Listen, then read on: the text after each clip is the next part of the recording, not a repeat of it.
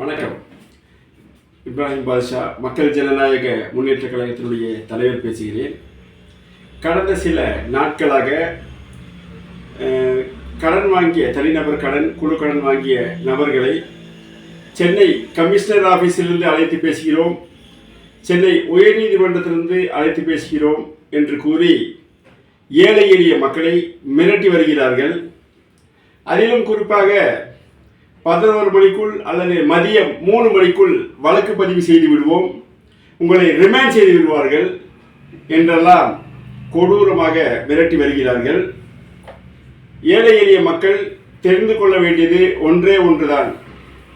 நீங்கள் உங்கள் பகுதியில் சார்ந்த ஒரு புகாரை கொடுக்க வேண்டும் என்றால் உங்கள் காவல் நிலையம், அதாவது உங்கள் குடியிருப்பு பகுதியிலிருந்து அருகாமையில் உங்களுக்கு ஒதுக்கப்பட்ட ஒரு எல்லைக்குட்பட்ட காவல் நிலையத்தில் மட்டும்தான் புகார் கொடுக்க முடியும்.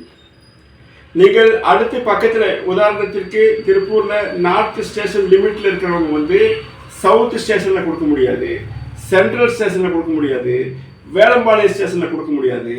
நார்த் ஸ்டேஷனுடைய லிமிட்னா அந்த எல்லைனா அந்த எல்லைக்குள்ளே மட்டும்தான் புகார் கொடுக்க முடியும். இந்த சூழ்நிலையில் ஏழை எளிய மக்களை சென்னை கமிஷன் ஆஃபீஸிலிருந்து நாங்கள் பேசுகிறோம். அதே மாதிரி யூடியூப்பில் இந்த வாக்கி டாக்கியை டவுன்லோட் பண்ணி வச்சு, குறிப்பாக இந்த பஜாஜ் நிறுவனத்துடைய குண்டர்கள் தான் அதிகமாக செய்கிறாங்க.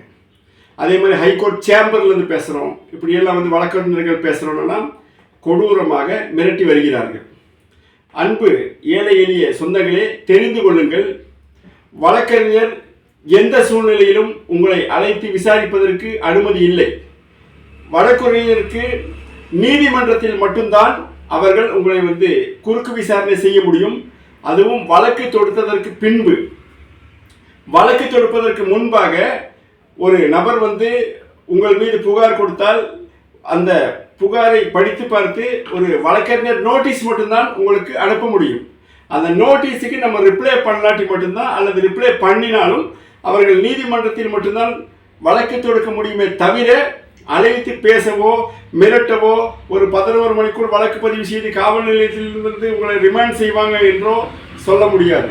அதே போன்றுதான் சென்னை போலீஸ் கமிஷனர் ஆஃபீஸில் அழைத்து நான் இந்த மாதிரி உதவி ஆய்வாளர் பேசுகிறேன், இந்த ஹெட் கான்ஸ்டபிள் பேசுகிறேன்லாம் மிரட்டுவாங்க. தயவு செய்து அதெல்லாம் ரெக்கார்ட் பண்ணி வச்சு உங்களுக்கு அருகாமையில் இருக்க காவல் நிலையம் சென்று நீங்கள் புகார் கொடுங்க. சென்னை கமிஷனர் ஆஃபீஸில் யார் புகார் செய்ய முடியும்னு கேட்டீங்கன்னா, சென்னை பெருநகர கமிஷனர் ஆஃபீஸ் அலுவலகத்துக்கு பக்கத்தில் இருக்க அந்த வட்டார பகுதியில் உள்ள அந்த எல்லைக்குட்பட்டவங்க மட்டும்தான் அங்கே வழக்கு கொடுக்க முடியும். அதுவும் உடனடியாக அவர்கள் உங்களை அழைத்து நாங்கள் ரிமாண்ட் செய்வோம்னு சொல்ல முடியாது.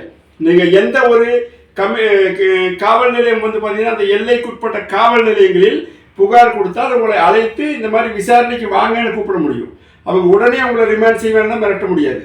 அதே போன்று இப்போ நீங்கள் ஒரு திருப்பூரில் இருக்கோம், சிட்டி லிமிட்டில் இருக்கிறோம் அப்படின்னா காவல் நிலையத்தில் நம்ம புகார் கொடுக்குறோம், அல்லது உதவி ஆணையர் அல்லது கமிஷனர் ஆஃபீஸில் புகார் கொடுக்குறோன்னா கமிஷனர் ஆஃபீஸ்லேருந்து ஃபார்வேர்டு எங்காகும், நீங்கள் சிட்டி போலீஸ் கமிஷனர்கிட்ட ஒரு புகார் கொடுத்தீங்கன்னா அது டெப்டி கமிஷனருக்கு ஃபார்வேர்ட் ஆகும், அதுக்கப்புறம் அசிஸ்டன்ட் கமிஷனருக்கு ஃபார்வேர்ட் ஆகும், அதுக்கப்புறம் காவல் நிலையத்துக்கு ஃபார்வேர்ட் ஆகும். அப்புறம் ஆய்வாளர் யார் விசாரிக்கணும்னு சொல்லி உதவி ஆய்வாளரா அல்லது தலைமை காவலரா என்று ஒதுக்கப்பட்டு அவர்கள் உங்களை அலைபேசியில் அழைத்து உங்கள் மீது புகார் கொடுக்கப்பட்டுள்ளது, விசாரணைக்கு வாங்கன்னு மட்டும்தான் கூப்பிடுவாங்க. மாறாக இப்போ இந்த பஜாஜினுடைய குண்டர்கள் திட்டமிட்டு நிறைய நிறுவனத்தினுடைய குண்டர்கள் என்ன பண்ணுறாங்கன்னா, அவங்களே ஒரு வாக்கி டாக்கி மாதிரி யூடியூப்ல பண்ணி வச்சுட்டு மக்கள்கிட்ட நான் சென்னை போலீஸ் கமிஷனர் பேசுகிறேன், கோயம்புத்தூர் போலீஸ் கமிஷனர் பேசுகிறேன், கோயம்புத்தூர் ஸ்டேஷன் பேசுகிறேன் எல்லாம் மிரட்டுறாங்க இல்லையா? இது போன்று மிரட்டினால் நீங்கள் அந்த அலைபேசியை எடுத்து வைத்துவிட்டு அந்த வாய்ஸ் ரெக்கார்டை வச்சுட்டு நீங்கள் எந்த பகுதியில் இருந்தாலும், தமிழகத்தினுடைய எந்த பகுதியில் இருந்தாலும் சைபர் கிரைமில் கொண்டு போய் நீங்கள் அந்த வாய்ஸை ஒரு பென்ட்ரைவரில் போட்டு நீங்கள் இந்த எண்ணிலிருந்து என்னை இப்படி மிரட்டினாங்க சொன்னீங்கன்னா சம்பந்தப்பட்ட நபர் மீது வழக்கு பதிவு செய்து நடவடிக்கை எடுப்பாங்க.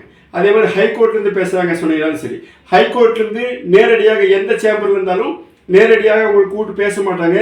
இது எல்லாமே சட்டவிரோத குண்டர்கள் சட்டவிரோதமாக மக்களை மிரட்டுவதற்கு பயன்படுத்தும் யுக்தி. ஒரு தடவை மக்கள் ஜனநாயக முன்னேற்ற கழகத்தினுடைய உறுப்பினராக இருக்கிறவங்களை கோயம்புத்தூர்லேருந்து கூப்பிட்டு பேசினாங்க. ஒரு நபர் மிரட்டினார், இந்த மாதிரி நான் எஸ்ஐ பேசுகிறேன்னு. நம்ம உடனே களத்தில் சென்று விசாரித்த போது அந்த நபர் காலில் விழுந்து நான் தெரியாமல் பேசிட்டேன், எனக்கு கலெக்ஷன் ப்ரெஷர்னால பேசினேன், தயவு செய்து மன்னித்து விடுங்கள், புகார் கொடுத்தால் என்னோட வாழ்க்கை கெட்டுவிடும் என்று மன்றாடி அவர்களுடைய குடும்ப நலனை கருத்தில் கொண்டு விட்ட வரலாறுகள் உண்டு. எனவே எந்த ஒரு இடத்திலிருந்தும் வழக்கு நாம் கொடுத்தோன்னா, இப்போ நம்மளே கொண்டு போய் ஒரு புகார் கொடுக்குறோன்னா அவங்க வந்து விசாரணைக்கு வாங்கன்னு கூப்பிடுவாங்களே தவிர 11 மணிக்குள்ள உங்களை ரிமாண்ட் பண்ணிடுவோம், 3 மணிக்குள்ள உங்களை அரெஸ்ட் பண்ணிடுவோம், உங்கள் வீட்டை ஜப்தி பண்ணிடுவோம், இப்படியெல்லாம் மிரட்ட மாட்டார்கள். ஏனென்றால் ஒரு கடந்த 6 வருடங்களாக மக்கள் ஜனநாயக முன்னேற்ற கழகம் ஒரு காவல்துறைக்கும் ஒரு பொதுமக்களுக்குமான நல்ல ஒரு உறவை ஏற்படுத்தி கொடுத்துள்ளோம்.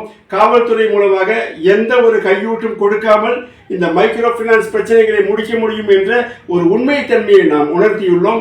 எனவே மக்கள் கடன் வாங்கிவிட்டால் பயப்பட வேண்டாம். சட்டப்பூர்வமாக உங்களை இது போட்டு மிரட்டினால் அருகில் உள்ள காவல் நிலையத்தில் சென்று புகார் செய்து கொள்ளுங்கள். நிச்சயமாக கண்ணியமிக்க காவல்துறை நடவடிக்கை எடுக்கும் என்பதை தெரிவித்துக் கொள்கிறோம். நன்றி, வணக்கம். சேனலை ஷேர் பண்ணுங்க, லைக் பண்ணுங்க, சப்ஸ்கிரைப் பண்ணுங்க. ஃபைனலா அந்த மணி அடிக்கிறது மட்டும் மறந்துடாதீங்க.